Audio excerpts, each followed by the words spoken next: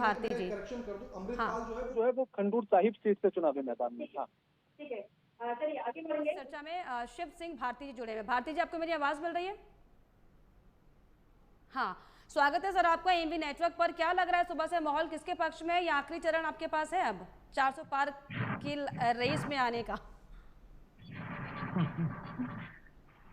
देखिए, जिस तरह का वातावरण बना है, आप देखेंगे कि पश्चिम से चुनाव शुरू हुआ था, आज पूरब में आते आते चुनाव ने अपनी जो रफ्तार थी 400 पार का जो हम लोगों ने संकल्प लिया था, और वह भी जनता के मत पे, क्योंकि भारतीय जनता पार्टी ने जनता के द्वारा जो है 400 पार का नारा दिया था, तो यह जनता के विश्वास पर दिया था, और उसके हम लोग बहुत निकट पहुंच रहे हैं।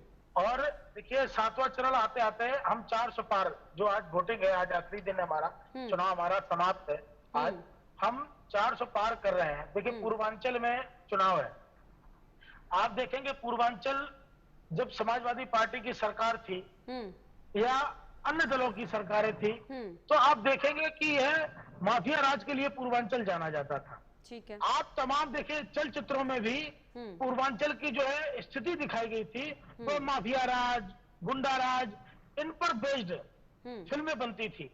आज पूर्वांचल की स्थिति सुधरी है, आज पूर्वांचल अतीक अहमद और मुख्तार अंसारी के नाम पे नहीं जाना जाता है, आज पूर्वांचल विकास के नाम पर जाना जाता है। आप देखेंगे पूर्वांचल में कितना विकास हुआ है, और हम नीचे तक हम जनता के बीच में पहुंचे हैं, और जनता का विश्वास हम लोगों ने हासिल किया है। भारतीय जनता पार्टी 400 का जो हम लोगों ने संकल्प लिया था, उसको हम पूरा कर रहे हैं। चलिए, हालांकि उत्तर प्रदेश में जो एक माहौल बनाया गया है कि पूर्वांचल हो चाहे पश्चिम का इलाका हो, जो है बाहुबलियों का जो जिक्र होता है, मुख्तार अंसारी का जिक्र आता है, राणा साहब, अतीक अहमद का जिक्र आता है, लेकिन बीजेपी वो तब भूल जाती है जब वो राजा भैया के पास थोड़े से सुखबुगाहट करने के लिए जाती है, रंजय सिंह के पास जाती है। खैर, ये चर्चा अलग होगी, लेकिन ऐसे में राणा साहब, अगर हम पूरे इलेक्शन की बात करें तो समय दर समय, चरण दर चरण जो है बदलाव करने की कोशिश बीजेपी ने की, एक माहौल बनाने की कोशिश बीजेपी की तरफ से की गई, वो पॉजिटिवली ही क्यों ना हो, सकारात्मक माहौल बनाने की कोशिश की गई है चुनाव के प्रति। अब क्योंकि यह आखिरी चरण और महत्वपूर्ण चरण है, तो ऐसे में हम उसको नजरअंदाज नहीं कर सकते। जो प्रधानमंत्री नरेंद्र मोदी जो ध्यान करने के लिए पहुंचे हुए, क्या लग रहा है कि इसका बहुत बड़ा फैक्टर इस आखिरी और 7वें चरण में क्या पहुंचेगा, प्रभाव डालेगा क्या? देखिए, प्रधानमंत्री नरेंद्र मोदी जो भी कुछ करते हैं उसकी मार्केटिंग करना बहुत अच्छे तरीके से जानते हैं, और उन्होंने ध्यान लगाने के, और सोचेगा कि ध्यान लगाने का मतलब होता है एकांतवास, एकांत में जाकर प्रभु से जुड़ना और अपने आप से जुड़ने का नाम ध्यान होता है। लेकिन सोचेगा कि हर एंगल पर कैमरा लगा हुआ है और हर एंगल से व्यू दिखाया जा रहा है, उसको आप कैसे ध्यान कहेंगे? लेकिन उसकी मार्केटिंग की गई बीजेपी के द्वारा, और उसको ध्यान को इतना बढ़ा चढ़ाकर दिखा दिया गया, जनता के बीच में परोस दिया गया, और वो सारी चीजें बढ़ा चढ़ाकर दिखाई जा रही। जितना विपक्ष उसको उछाल रहा है, ये मानिए कि उतना बेनिफिट बीजेपी उसका लेने की कोशिश कर रही है। लग रहा है कि जो ध्यान लगाया है पीएम नरेंद्र मोदी ने, क्या लग रहा है कि चुनाव को प्रभाव करने के लिए और 7वें चरण में और ज्यादा बल आ जाए, इसको लेकर है, या फिर वो एकांतवास में गए हैं, अपनी उनकी श्रद्धा है, आस्था है? और एक छोटा सा कमेंट में खान साहब से मिलूंगी इस पर। भारती जी,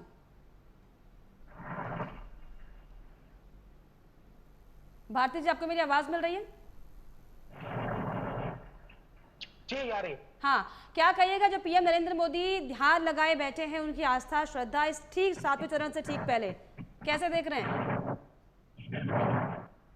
देखिए, प्रधानमंत्री जी जब से 2014 से प्रधानमंत्री हैं देश के, और वह अगर अपनी आस्था और आध्यात्म की ओर वो कोई चुनाव के समय नहीं गए, वह हम निरंतर उनको देखते हैं कि वह पूजा पद्धति में विश्वास करते हैं और उसका पालन भी करते हैं। तो किसी का अगर साधना में विश्वास है, किसी का पूजा पद्धति में विश्वास है, तो आप उसको मार्केटिंग का नाम देंगे। अरे आप भी बैंकॉक जाते हैं, आपके राजा साहब बैंकॉक चले जाते हैं, तो आप उनका जिक्र करिए, आप भी कैमरा लगाइए कि आप बैंकॉक में कहाँ जाते हैं, आप उनको क्यों नहीं दिखाते? आप मार्केटिंग करिए। छोटा सा कमेंट खान साहब आपका भी इस पर। देश के प्रधानमंत्री है, उनको जनता उनके पल पल की खबर जानना चाहती है, तो मीडिया उनको कवर कर रही है। चलिए, क्यों कवर कर रही है? हाँ, खान साहब छोटा सा कमेंट आपका भी इस पर मैं लेना चाहूंगी, प्लीज। देखिए लता जी, हाँ, धर्म, साधना और ध्यान ये बहुत ही निजी विषय है। अब कोई धर्म का उपयोग करके वोट बटोरने की राजनीति करे तो ये बहुत ही दुर्भाग्यपूर्ण विषय है। जैसे राणा जी ने कहा कि ध्यान के नाम पर केवल प्रचार करने की एक मार्केटिंग की रणनीति है ये मोदी जी की, क्योंकि यदि ध्यान ही लगाना था तो आज का मतदान संपन्न हो जाता, कल से ध्यान पे चले जाते। और उनको तो क्या था कि प्रचार खत्म होने के बाद टीवी पे बने रहने का शौक बहुत है उनको, और कैमरा लेके ध्यान कौन लगाता है? मुझे बताइए कौन सा ऋषि मुनि, कौन सा साधु संत कैमरा लेके ध्यान लगाता है? बताइए मुझे। क्या मकसद था? वाकई श्रद्धा आस्था हालांकि रही होगी डेफिनेटली इसके पीछे, लेकिन क्या इसका असर होगा ये आने वाली अब 4 जून को पता चलेगा। फिलहाल आप तीनों का बहुत शुक्रिया भारती जी।